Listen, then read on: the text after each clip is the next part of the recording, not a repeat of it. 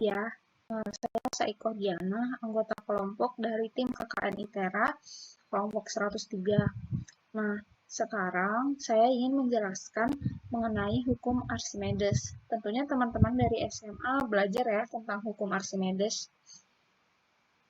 Jadi tim KKN kami ini dibimbing oleh Ibu Wilda Hardia Devita STP MSI dan kami bermitra dengan SMA Negeri 1 Katibung. Oke, lanjut ya. Jadi apa saja sih yang akan kita pelajari? Yang pertama yaitu sejarah singkat. Jadi bagaimana awal mula dari Archimedes ketika menemukan hukum Archimedes. Yang kedua, hukum Archimedes. Jadi kita akan membahas bunyinya itu seperti apa. Yang ketiga, konsekuensi hukum Archimedes dan penerapannya. Jadi kita akan membahas bagaimana kita melihat hukum Archimedes dalam kehidupan sehari-hari. Yang keempat, contoh soal. Jadi nanti saya akan menjelaskan 2 soal yang akan teman-teman pelajari. Lanjut, jadi gimana teman-teman udah siap belajar? Kalau gitu jangan lupa berdoa dan kemudian kita akan melanjutkan pelajaran. Yang pertama, mengenai sejarah hukum Archimedes. Pertama kali Archimedes memikirkan tentang hukum Archimedes ini berawal dari tugas dari raja. Ya, jadi dulu raja itu diberikan mahkota gitu kan. Nah, raja ini bertanya-tanya apakah ini tuh emas asli atau emas palsu. Jadi Archimedes diminta untuk memeriksa apakah mahkota tersebut benar-benar terbuat dari emas murni ataukah terbuat dari campuran emas dan perak. Karena Raja Hiero II tidak mempercayai pembuat mahkota tersebut. Nah, kemudian Archimedes ini berhari-hari berpikir keras untuk menemukan cara gitu. Kemudian Archimedes ini bingung, dia tidak tahu cara membuktikan kecurangan pandai emas itu.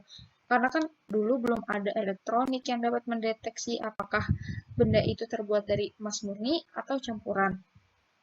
Nah, ketika kepala Archimedes ini sudah pening sekali ya, sudah panas. Nah, beliau akhirnya masuk ke tempat pemandian umum. Kemudian dia masuk ke bak mandi yang penuh dengan air. Kemudian dia memahami ketika itu.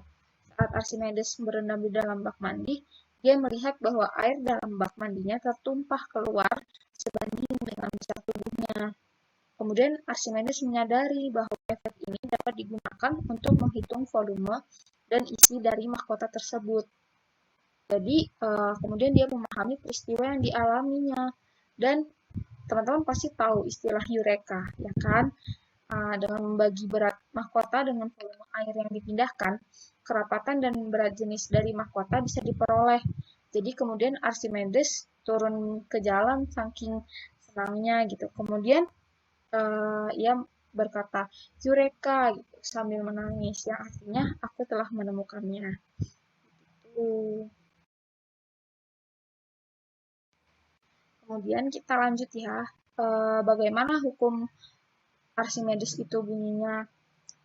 Jadi, hukumnya itu berbunyi, jika sebuah benda dicelupkan ke dalam zat cair, maka benda tersebut akan memperoleh gaya ke atas yang disebut gaya apung sebesar berat zat cair yang dipindahkannya.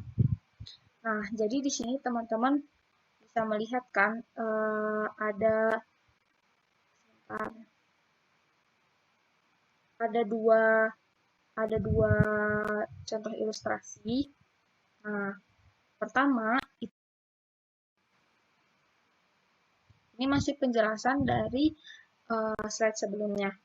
Jadi pada gambar yang tadi terlihat bahwa sebagian zat cair naik ke atas ketika ada benda yang dimasukkan di dalamnya. Jika delta V menyatakan volume zat cair yang dipindah oleh benda, maka besar delta V sama dengan sesuai dengan volume benda yang dicelupkan. Kemudian persamaan Archimedes ini adalah FA sama dengan rho F dikali G dikali V, VBF. Nah, FA itu apa? FA itu merupakan gaya apung atau gaya ke atas. satuannya Newton. Kemudian rho v adalah massa jenis fluidanya. Jadi tadi kan di dalam tabungnya itu ada fluidanya. Nah, masing-masing jenis fluida itu ada massa jenisnya sendiri-sendiri ya. Jadi antara air dan minyak misalkan. Lanjut ya. Kemudian bagaimana sih konsekuensi hukum Archimedes? Nah, konsekuensi hukum Archimedes itu ada 3 ya teman-teman. Yang pertama yaitu benda mengapung. Nah, benda mengapung itu yaitu keadaan di mana massa jenis zat cair lebih besar daripada massa jenis benda. Jadi ini kan terapung.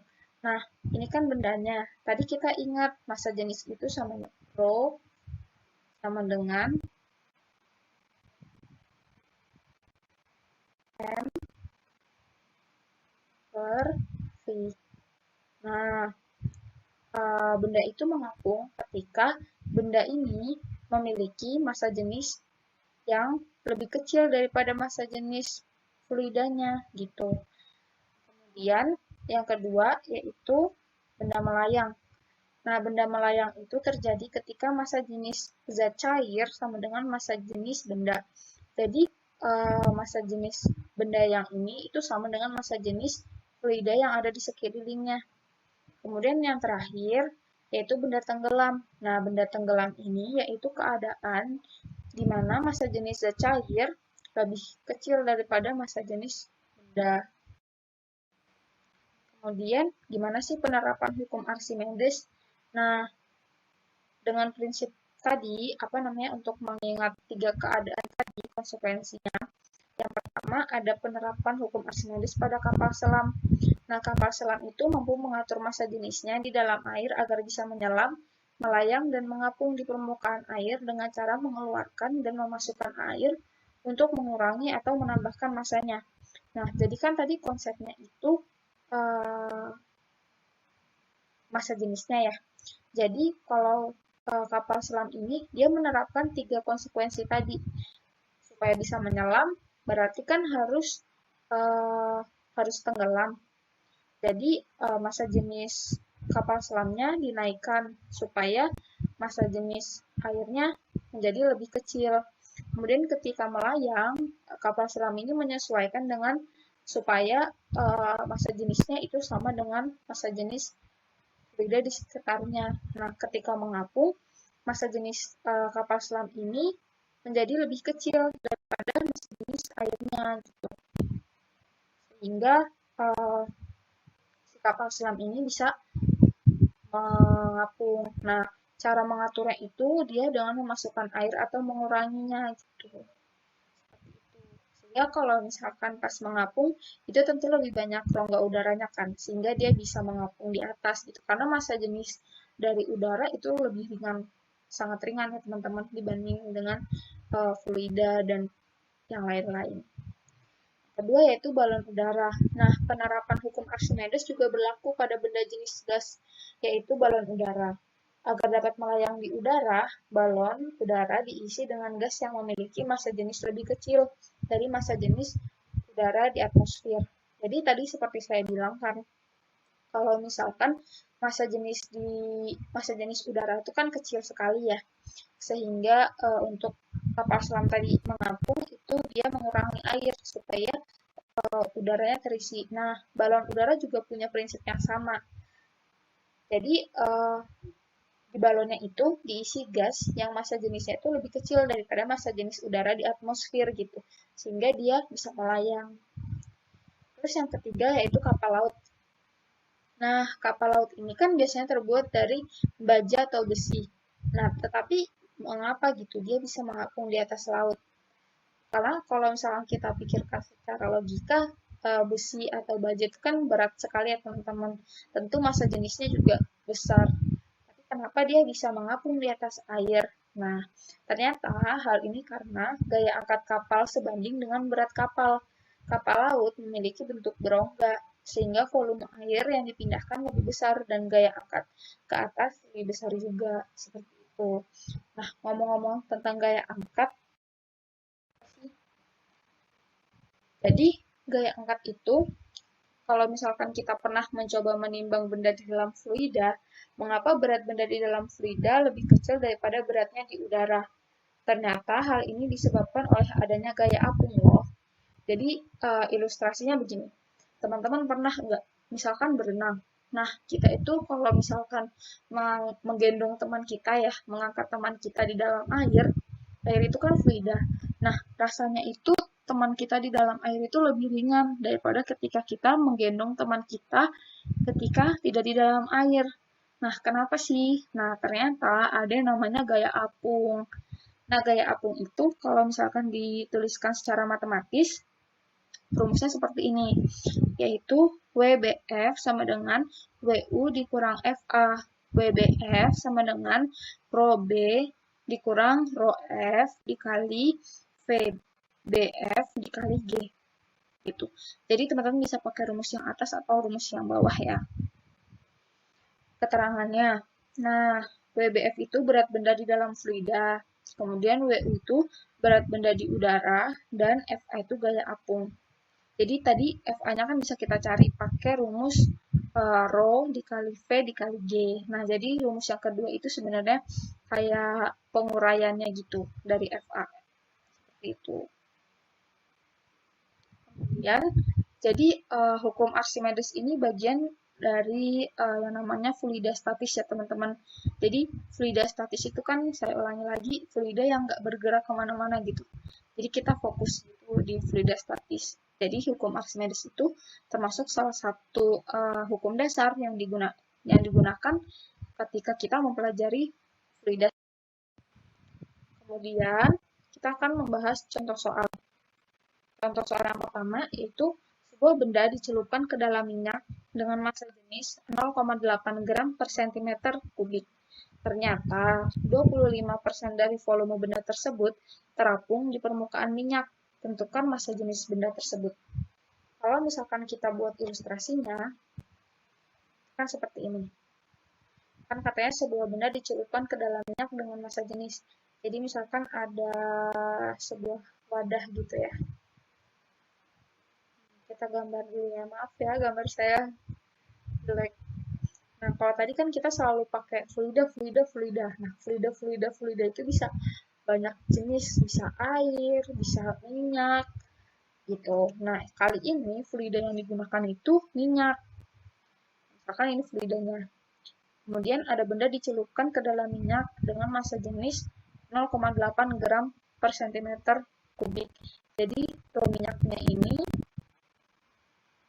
sama dengan 0,83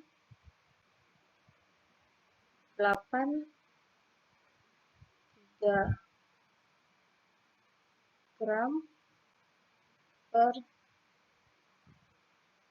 centimeter kubik. Nah, terus ternyata 25% dari volume benda tersebut terapung di permukaan minyak. Jadi ada benda nih di sini dimasukin. Nah, ternyata yang ini itu 25%. Soal yang kedua,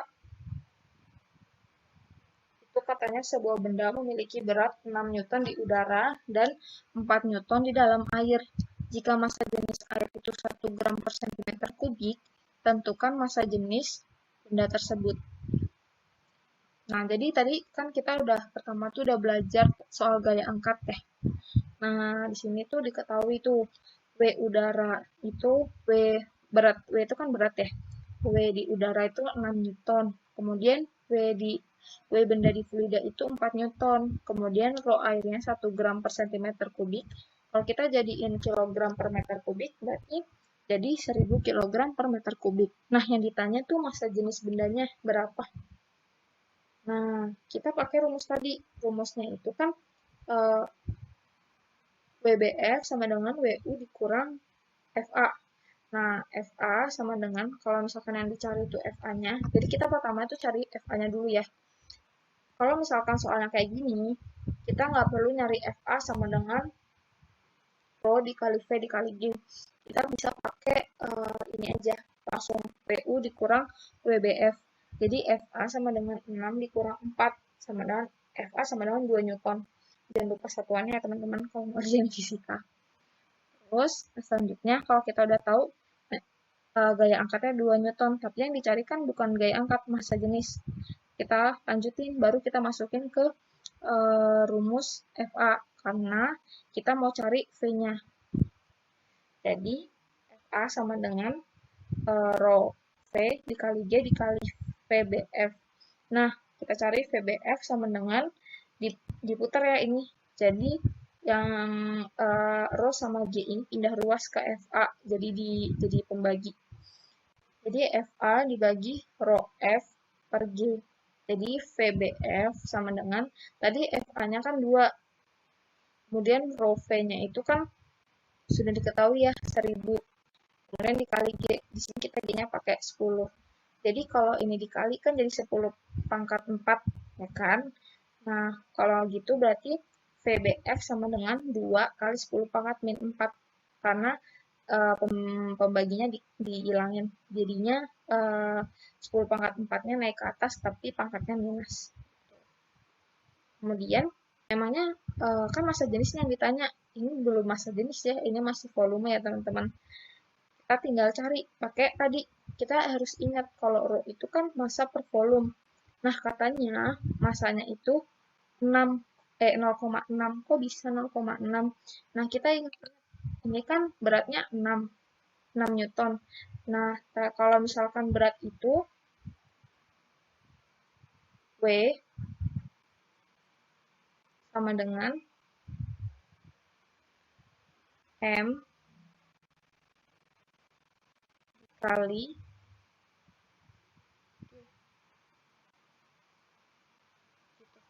jadi berat sama dengan massa dikali gravitasi. Nah, kalau misalkan W-nya 6 sama dengan M dikali G-nya misalkan 10. Kalinya jadi PI. Nah, berarti kalau nyari M-nya, nyari massanya, sama dengan 6/10 kan? Karena itu pindah ruas. Nah, 6/10 ini sama dengan 0,6. Jadi, rho. Jadi, sekian dari pelajaran hukum Archimedes ini. Semoga bermanfaat untuk teman-teman semua. Kami dari tim KKN mengucapkan terima kasih. See you.